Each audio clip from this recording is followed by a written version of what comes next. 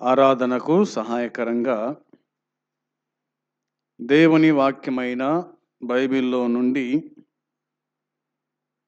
దినవృత్తాంతములు 2వ గ్రంథము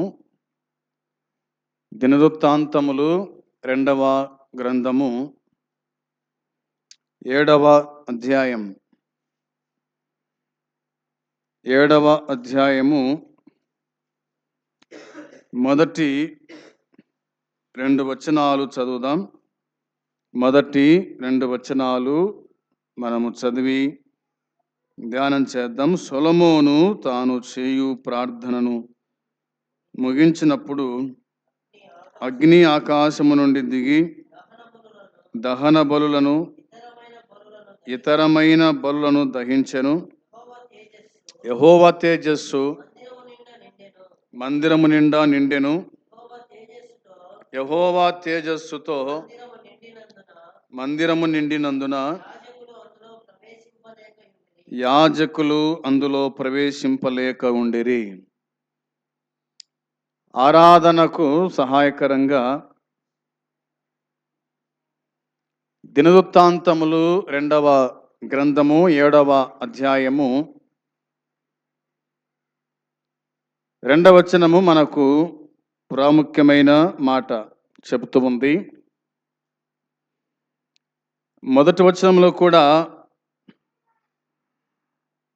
చివర్లైన మాకు చెప్తున్న మాట ఏమిటంటే, యెహోవా తేజస్సు మందిరము నిండా నిండెను.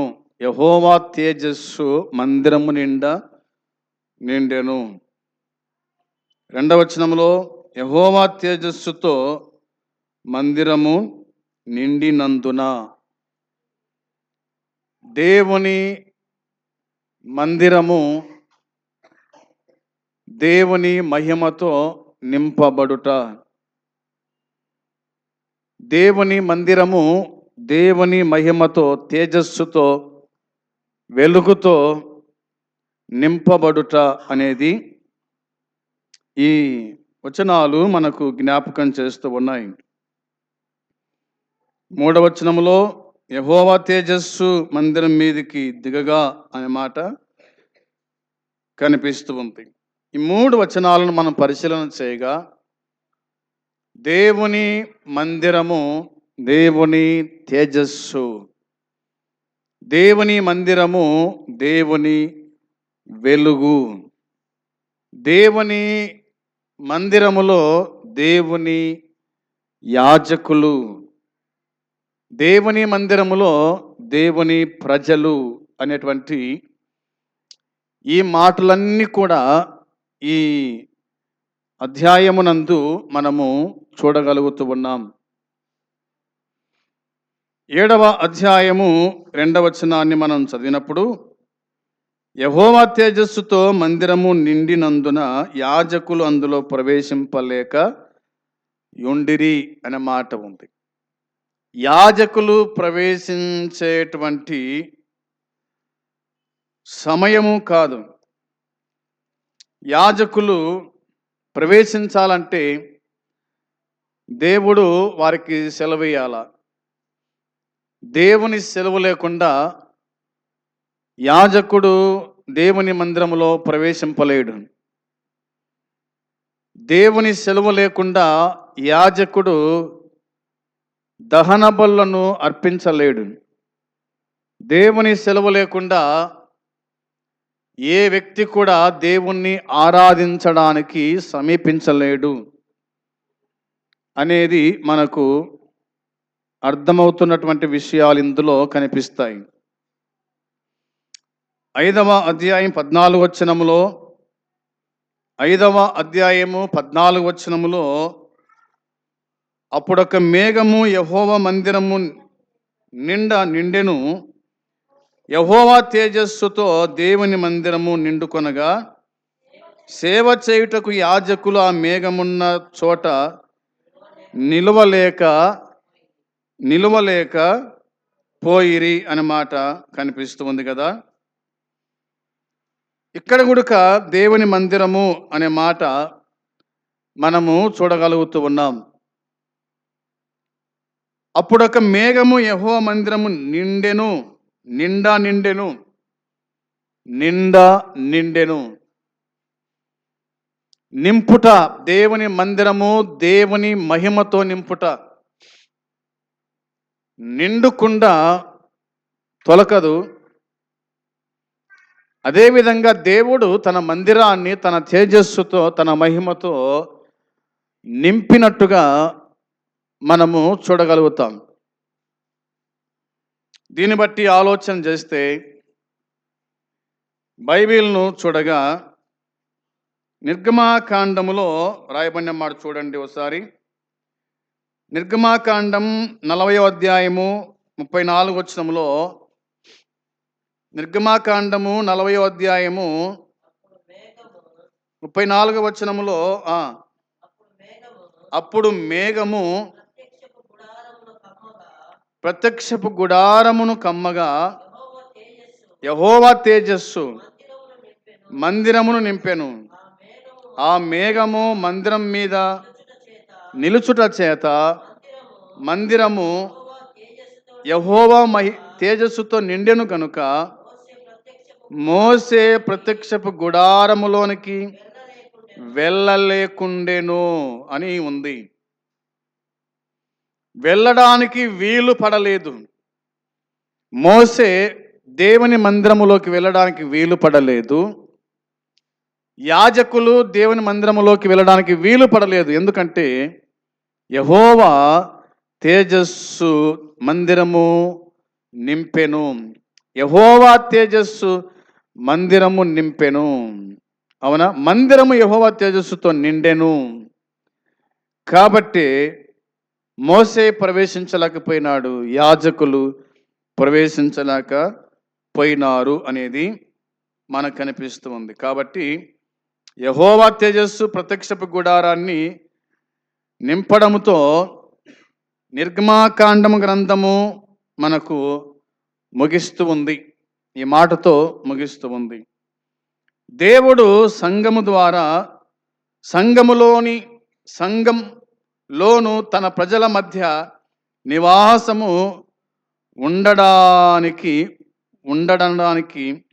ఈ ప్రత్యక్ష ముంగుర్తుగా మనకు కనిపిస్తుంది అన్నమాట ఇందులో మనం చూస్తూ ఉన్నాం. మరి ఆ మందిరము మీరే అని కూడా వాక్యం చెబుతూ ఉంది. కొరింథీ మొదటి పత్రిక 3వ అధ్యాయం 16వ వచనములోను, ఎఫెసీ పత్రిక 2వ అధ్యాయము 18 నుండి 22 వరకు మనకు కనిపిస్తుంది. అంతేకాకుండా క్రొత్త ఆకాశము క్రొత్త భూమిలో మనకు మరి విశ్వాస పాత్రులైన పరిశుద్ధుల మధ్య దేవుని మరి భావికాల నివాసం ఉంటుందని ముందుగానే ఆ దేవుడు చెప్పినట్టుగా లేఖనాలు మనకు గుర్తు చేస్తాయి.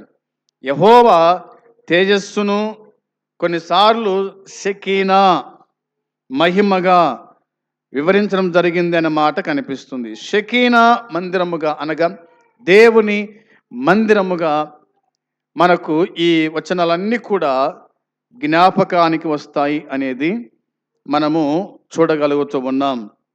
రండి 7వ అధ్యాయం 3వ వచనము చూడగా, దినవృత్తాంతం 2వ గ్రంథం 7వ అధ్యాయము 3వ వచనములో, అగ్నియు యెహోవా తేజస్సును మందిరము మీదకి దిగగా చూచి ఇశ్రాయేలులందరూ సాష్టాంగ నమస్కారము చేసి యెహోవా దయాళుడు, ఆయన కృప నిరంతరముండునని చెప్పి ఆయనను ఆరాధించి స్తుతించిరి అనే మాట కనిపిస్తుంది.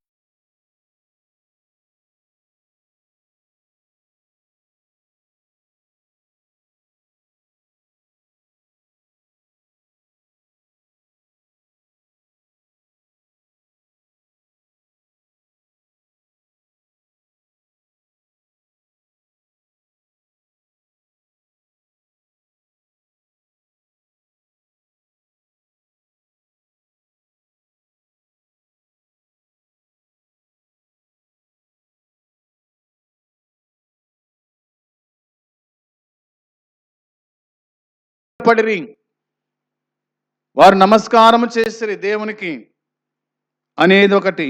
తర్వాత యెహోవా దయాళుడు అనే మాట రాయబడింది. యెహోవా దయాళుడు, దయాదాక్షిణ్య పూర్ణుడు, ప్రేమ కలిగిన వాడు, అవునా, కృప చూపేటువంటి దేవుడు అనే మాట కనిపిస్తూ ఉంది. యెహోవా దయాళుడు. మూడో మాట ఏమిటి? ఆయన కృప నిరంతరము ఉండును.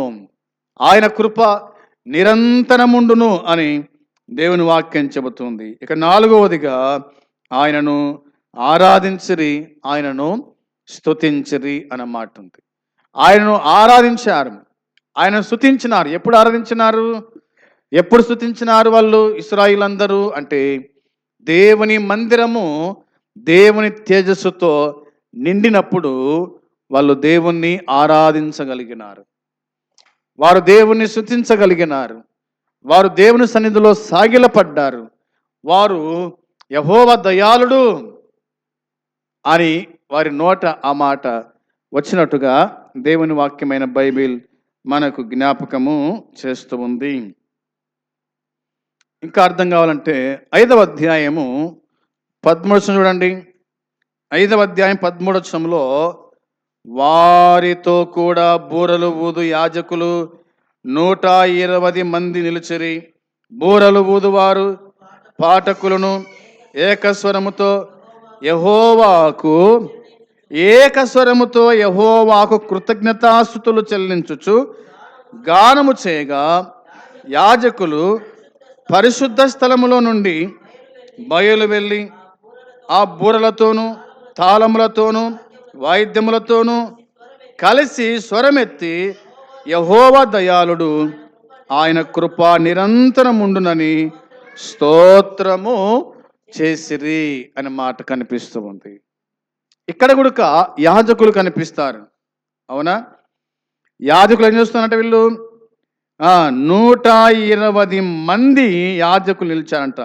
బూరలు పట్టుకొని నిలిచినారు, బూరలు పట్టుకొని నిలిచారు. వాళ్ళు నిలవడం కాదు, వారు ఊదువారు అనే మాట ఉంది, అవునా.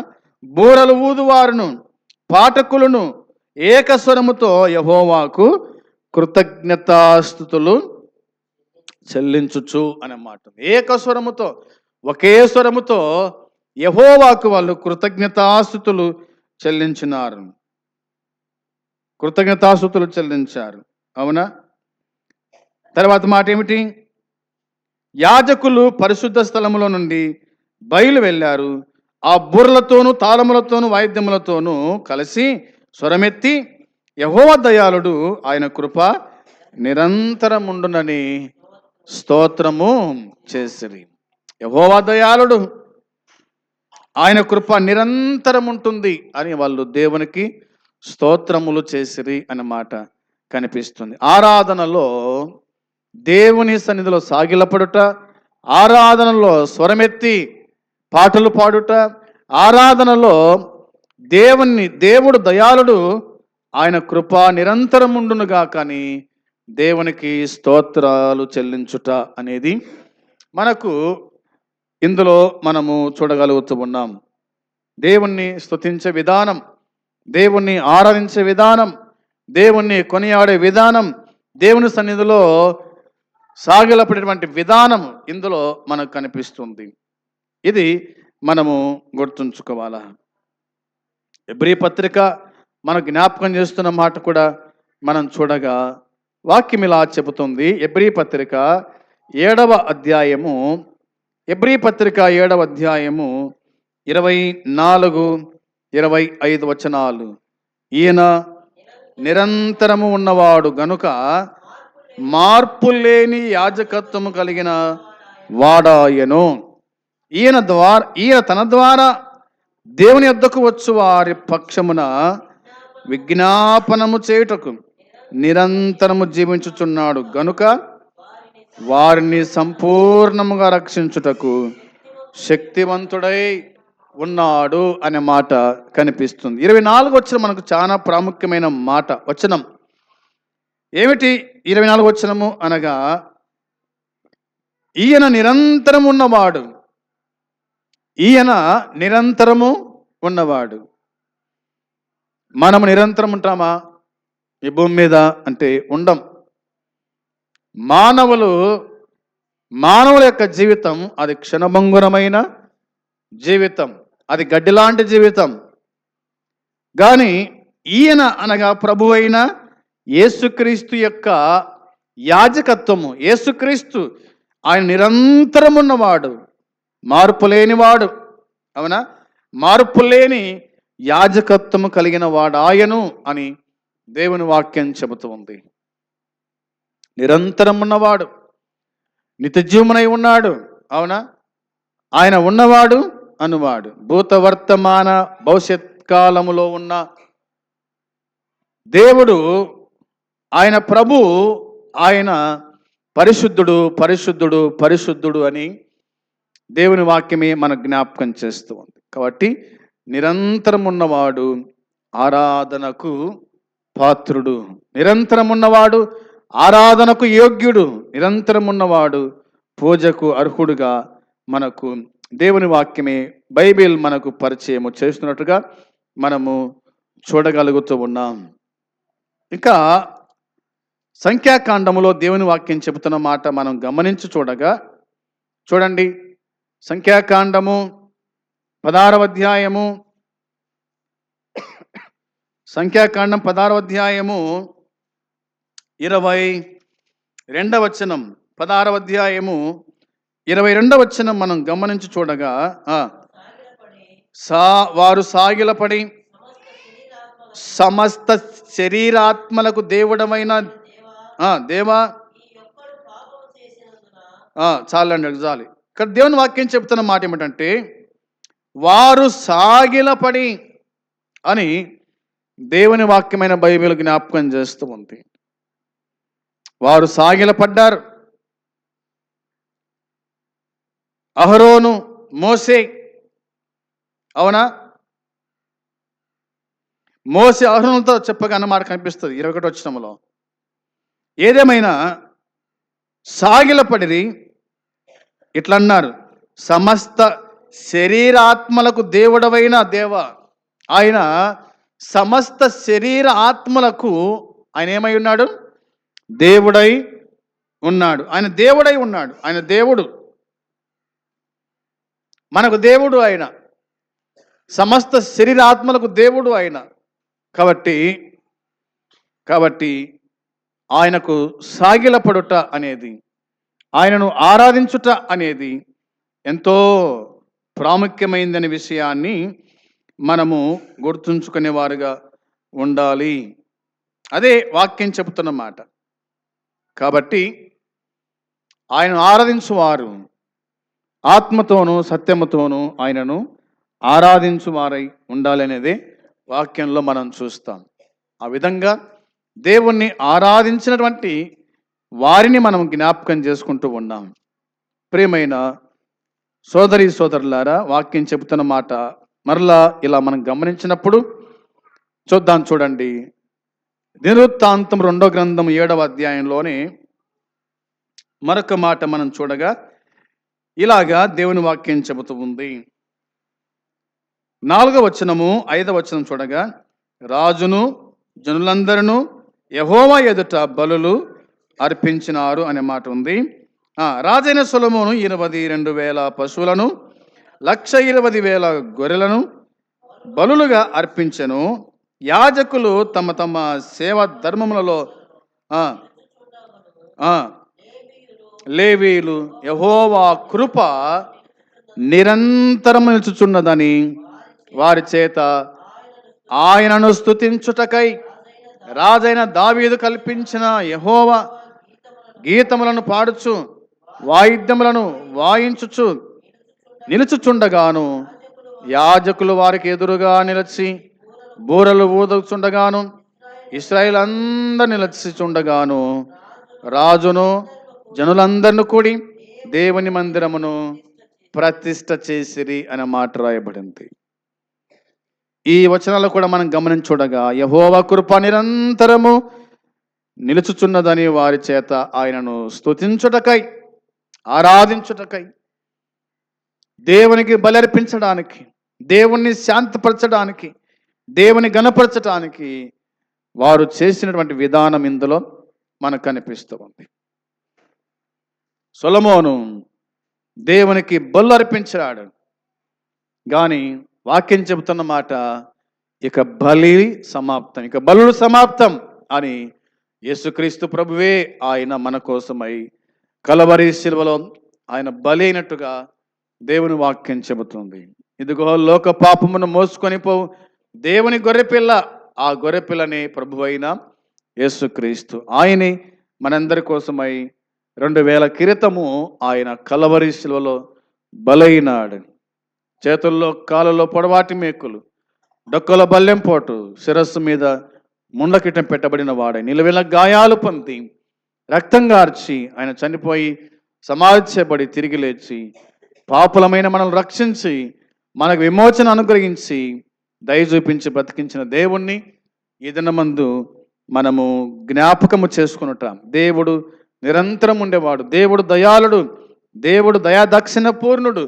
ఆయనకు స్తోత్రములు, ఘనత, మహిమ, ప్రభావములు ఆరోపించు వారమై ఉండాలని దేవుని వాక్యం గుర్తు చేస్తుంది. అలాగా దేవుణ్ణి ఆరాధిస్తూ, దేవుని ఘనపరుస్తూ, మహిమపరుస్తూ దేవుని సన్నిధిలో ముందు కొనసాగుదాం. అట్టి కృపా దేవుడు మనకందరికీ సహాయము చేయునుగాక. ఆమేన్.